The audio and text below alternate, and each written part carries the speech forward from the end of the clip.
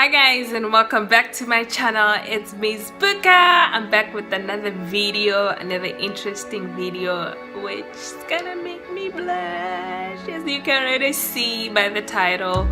I want to do how I met my husband video. I'm already feeling shy. I don't know what. I've been wanting to do this for a very long time. I don't know why I'm shy now. Ooh, I keep forgetting to face the right direction.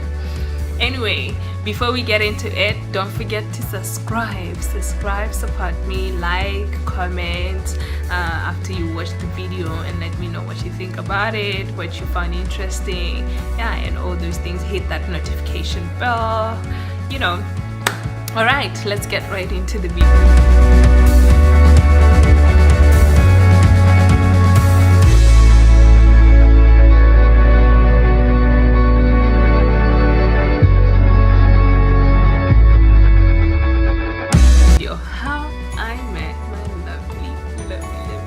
Husband, who I cannot stop talking about. I don't know if it's only me, but I cannot have a conversation without mentioning my husband. Maybe we spend so much time together, but yeah. So how did I meet my husband? Well, once upon a time there was a little girl in the land of China named Pretty. Babe, if I lie if I lie, don't even say anything. I'm not gonna lie anyway, but don't interrupt me, okay? I'm gonna say my vision. If you have your vision, you better start your own YouTube channel and say your vision there. There with it. Okay, yeah, so I met my husband on the 21st of November 2015. So what had happened was, me and my friends were supposed to go to my friends and I, yeah, English. My friends and I were supposed to go to this conference that was held. We were in Wuhan at that time. Yeah, I was still doing my bachelor's degree, and I think it was third year. Yeah, the beginning of the first semester of my third year in my bachelor's degree in Wuhan. So there had been this advertisement about this business seminar that was coming through the ACBG, Africa China Business Group seminar, which will be, you know, more into Africa-China relations, stuff like that.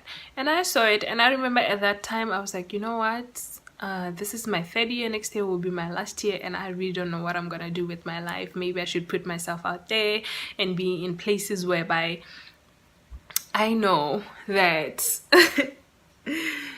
you know, I might find people of help. Actually, I was just looking for an internship. I didn't know, you know, a lot of things. I wasn't really, like, in the previous years I had not been really serious about thinking about what I'm gonna do after I graduate. So 21st November was the date, and funny enough, my friends who, like, we have been talking about this event for a very long time, decided to, you know, give up on the seminar and be like, you know what, we don't feel like going, but yeah, let's just cancel the whole thing. And you know, when you have your friends, sometimes you can be like, I don't want to go to a seminar by myself, you know, all those things. You might cancel as well. But then at that point, I really wanted to go out, you know, and I was single, and you know, yeah, I just wanted to be found in those places, to meet people of interest. So came morning, I remember it was cold, you know, in the morning. I decided not to cancel. I paid for it, and I was like, you know what, I'm gonna go anyway, even if it means going all by myself. Lucky enough, I met my classmates on the way there. During that, I didn't know they were gonna go, but I met them and we went together to the seminar. And I remember getting to the seminar, like, right at the door. You know, I'm gonna try to, like, be a little bit quick. I don't want this video to be too long about how I met my husband. And I remember getting there, and we were in line, you know, to get our text, because we have registered, you know, we have paid our tickets and everything. So when you get there, like, there's a name for you, they already know you are coming. So we were in line, you know, to get our text, to take our registration or whatever the case is. And there was this man, but I gotta be honest, at that point I didn't take it that much into consideration. But there was this man, and he was welcoming people with the lady. Funny enough, I do not remember the lady's face, but I remember the guy's face. I remember the guy's face. And I remember at that point I stood and I looked at him and I was like, God, are you trying to say something to me? And I was like, no. Like, focus. We're not here for that. And, you know, we're not going to do anything. So the guy helped me. And the guy was just, like, so serious into helping me. Like, he was looking for tag because you had to mention your name. And then he started looking for the tag with your name and stuff like that. Like, he wasn't even looking at me. But, okay, child, it's all right. You know, we can do with that. So he found my name tag. He's like, Pretty, okay, yeah, fine. And then he gave it to me. And then I went to sit down. And during the conference, I see the same guy. So our tags were like, for participants, like people who just came for the seminar and stuff like that, our tags were like blue. And then for like big business people, it was like red or something like that. And then for ushers or organizers, the team and stuff, it was yellow. So there was this tall guy who kept on, you know, like he was everywhere. Like every minute you will see him, every second he's passing, running around, you know. I guess that's what it takes, you know, for being in the team of organizing. And I was like, oh, the poor guy is so tired. Like, is he the only one? Why is he the only one running around, you know, doing everything? And, you know. But anyway, yeah, like he was just there. And I remember after the first section, like the first section of welcoming people, and maybe, I don't know what happened, but there was a section whereby people with businesses, they have to go to like the upper, like to a room in the upper stairs, like the second floor, for their own businesses. There were some Chinese investors and some Africans with their companies and all those stuff. And those who were left in the hall downstairs, it was mostly students, you know, to do some, you know, interaction, conversations, and a debate. There was, yeah, some activity. But I wanted to be, you know, like, remember, my goal coming here was to be in the right room with the right people, you know. So I decided to go to the business the business people room, you know, those Chinese investors. Like, I want to see what's going on. And we were not allowed there because our ticket wasn't saying that. Probably we didn't pay for that. But I found myself there only to find out that the guy that I've been looking at is downstairs. He's left with the crowd downstairs, and here I am. But anyway, it doesn't matter. I did what I did. And during lunch, I remember looking for him. I don't know, like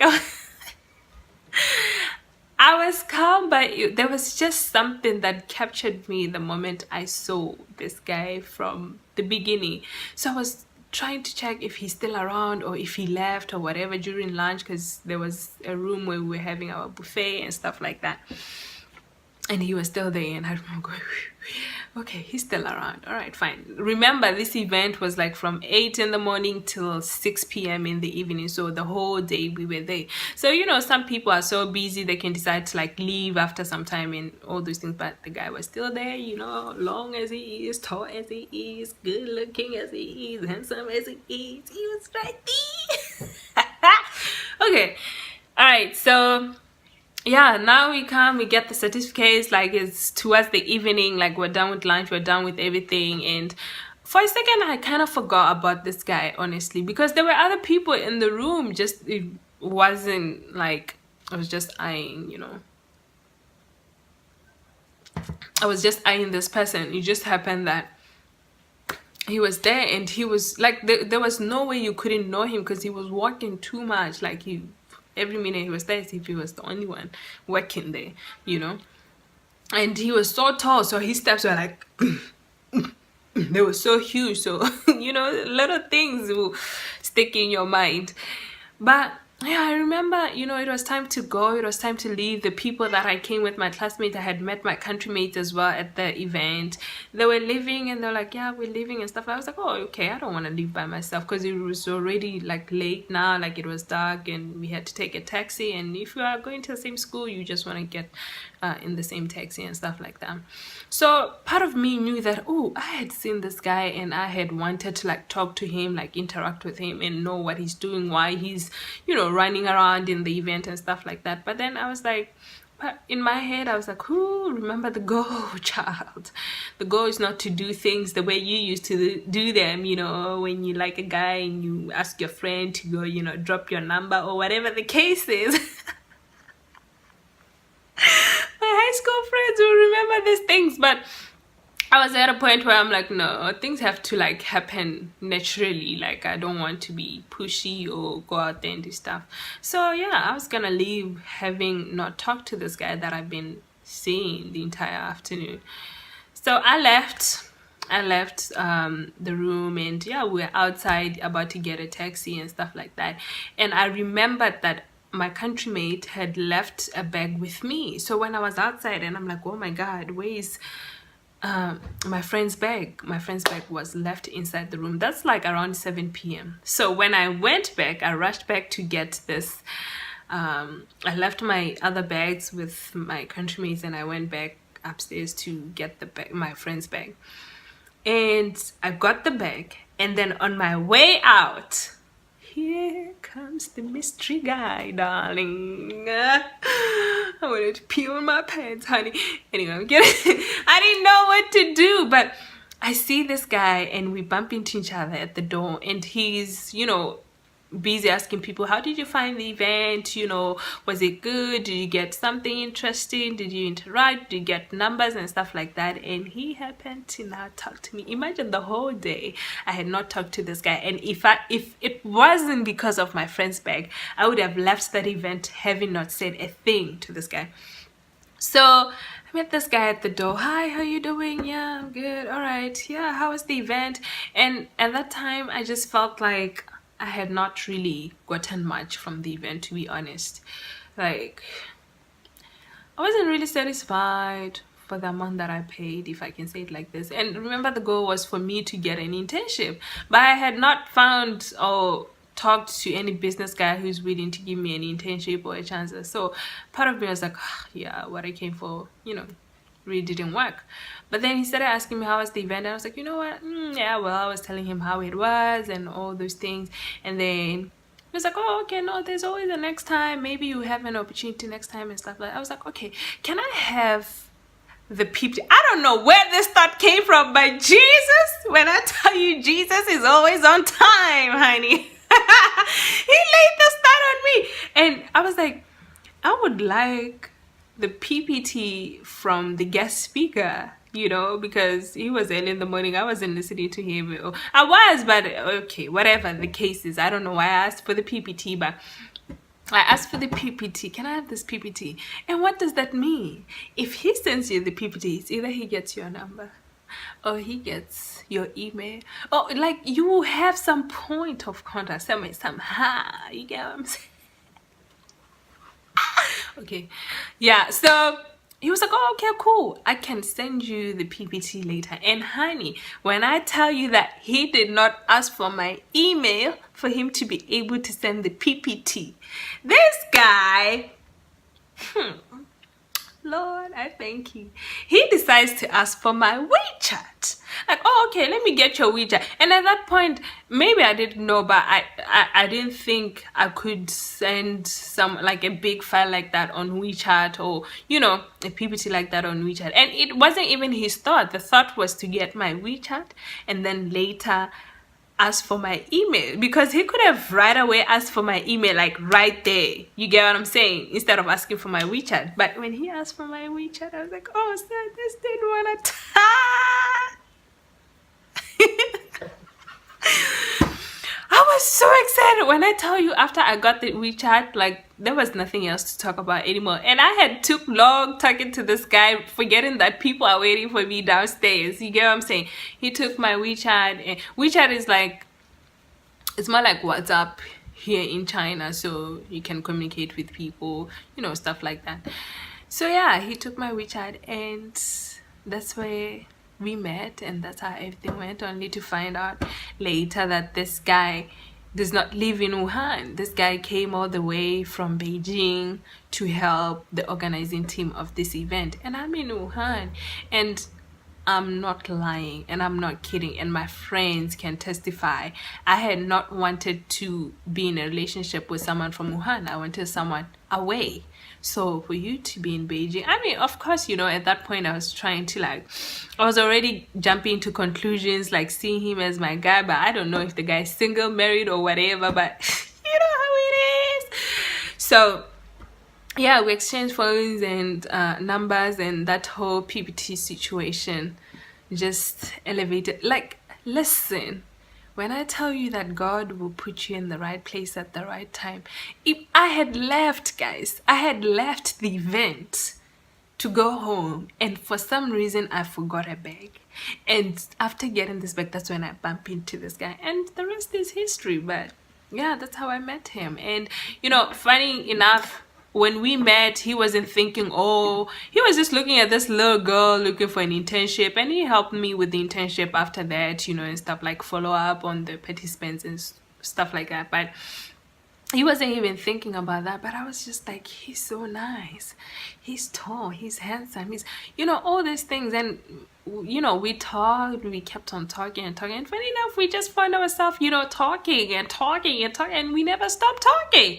And you know, us girls, my feelings started developing over the phone, honey. Like, we would talk like for hours and hours and hours, and that's when I really started mentioning his names in my prayers. I was like, he really seems like a nice guy. He really seems like a nice guy. So for me, as you can see, I really liked him from the get-go, from the time that I met with him.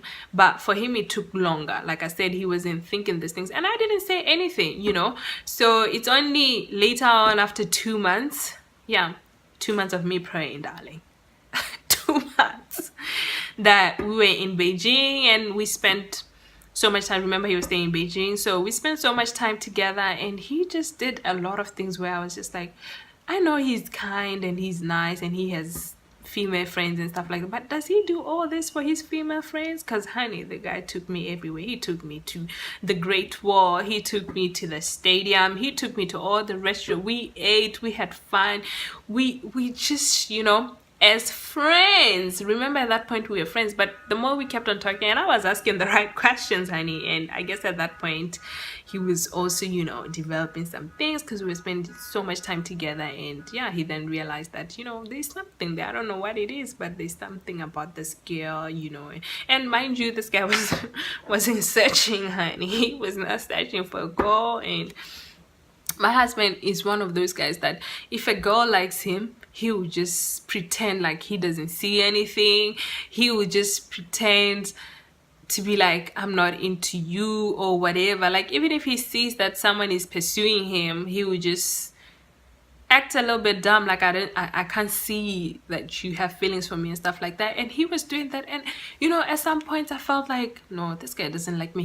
I felt like he was too good for me. He was this Christian guy, you know, who loves the Lord, who talks about God most of the time. And at that point, for me, my Christian journey was just starting. It was like I was 3 months in, you know. Of course I had stopped a lot of things, but I was just starting, you know. So yeah, I guess for him, the first thing that came to his mind, it was like, no, I really want this girl to, you know, not go back to the world, or to grow in Christ. I wanted to know God, because I remember when I told him I don't have a Bible, honey, when I tell you, the following day he dropped a Bible on my lap. I was like, and it was a surprise. He was like, oh, I got something for you. And I was like, oh, really? Because, you know, I liked him. You know, I was just waiting for him to pop the question and stuff like that. So I thought, you know, he bought me flowers or whatever. But no, he got me a Bible.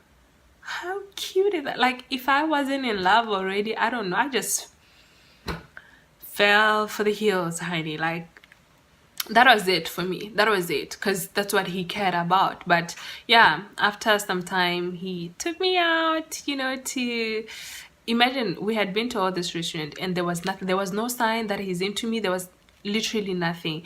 But that day, he decided to take me to a nice chilled place, just place in the evening, and he just held my hand and he was like, I think there's something, Yeah, he popped the question.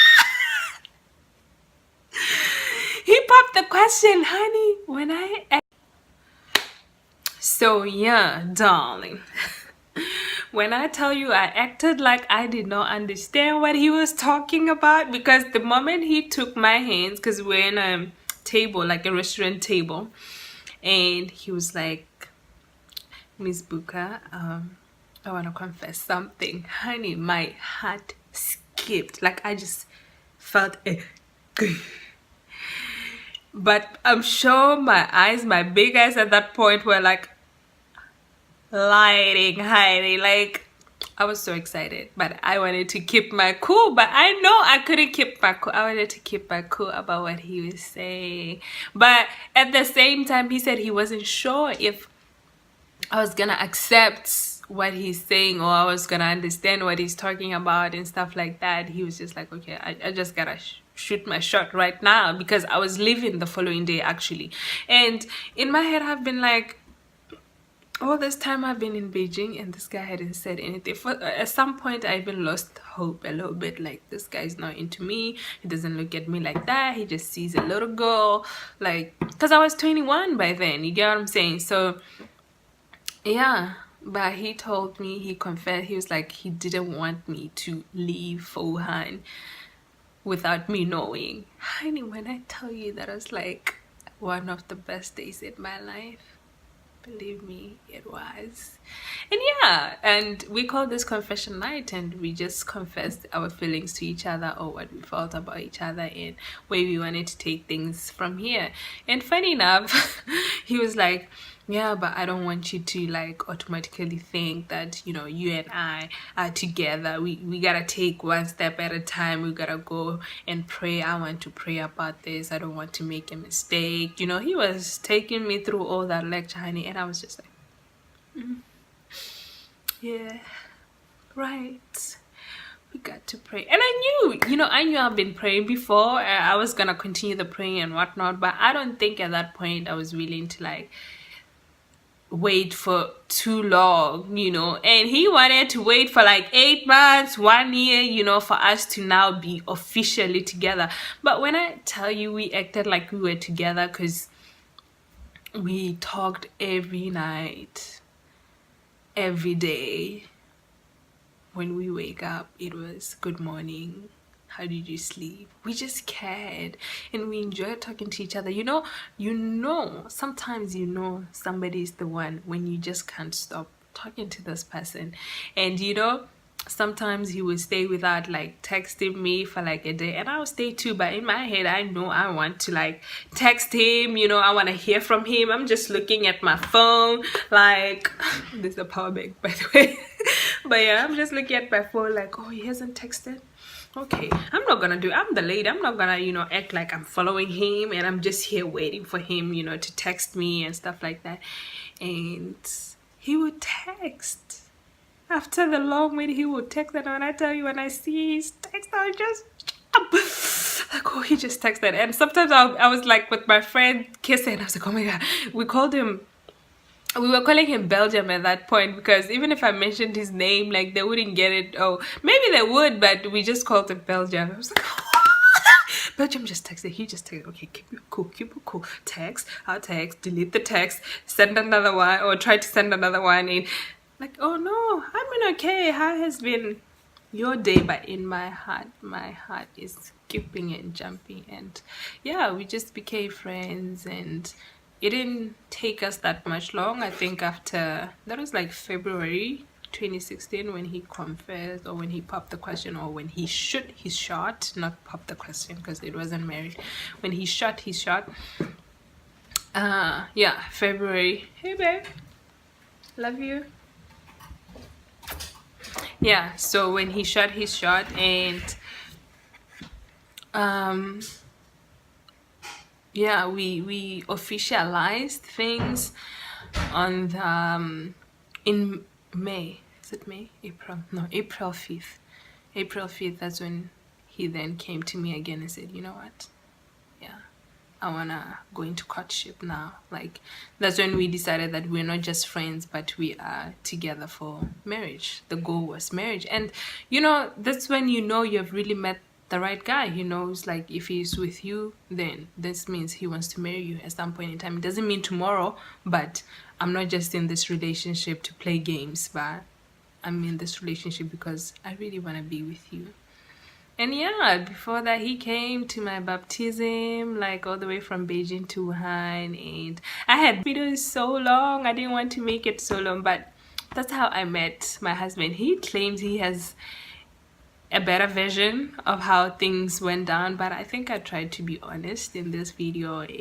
Just try to paint a picture of how I really met this guy that I'm over heels about, and he is way over heels about me. Like, whew, I love this man. But yeah, that's it, guys. Comment if you liked my story or how I met my husband tag, and let us know how you met your husband. Do we have similar stories, girl? Were you the one who were over, you know, where you were head over heels before him? Like, I'm not shy to let people know that I liked my husband before he could even think of having a girlfriend or being with me or liking me first. I liked him first, and yeah, I prayed for him like he was already mine. I'm telling you, I mentioned names and he had no idea. And after he confessed all these things, I let him know, like, I've been praying for you though. Like, I knew way long ago. I just wouldn't say it first. I wouldn't say it first. The guy has to propose, in my opinion. I just feel like a guy is the one who's supposed to come to you and say a lot of things.